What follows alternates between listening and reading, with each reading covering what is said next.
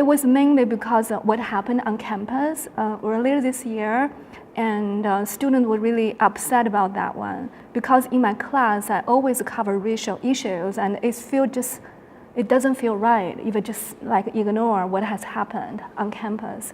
So I give them assignment, and so for extra credits, to write about how they feel about racial issues and diversity in general. And I showed them a video. It's a team-wide discussion about white privilege. So that was a starting point. And also I assigned the article to read about what is white privilege. So when I got the paper, I see very different opinions. So some people say like, okay, for them, it never occurred to them what really, white privilege means. Not just like, go to a private school or, have a better home or whatever, but it really means like a lot of things you take for granted, but that's not what's happening to people of color.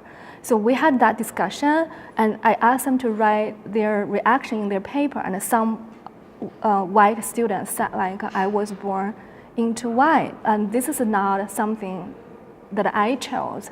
I shouldn't, other people shouldn't make me feel guilty simply because my skin color, something I had no control either. So I got clips of all the student comments. I posted and presented to the whole class to let them see, how people from different backgrounds, like they view the issue.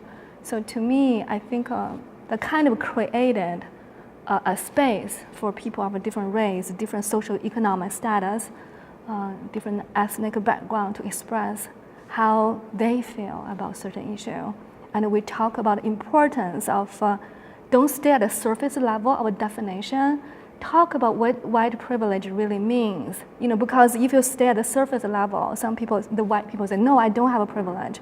But for other people, yes, you have. But the deep down implications are quite different. When you have a different interpretation of the same concept, of course you argue, right? But if people, they really talk and clarify what it really means by an abstract term, they can, have a really meaningful, constructive conversation.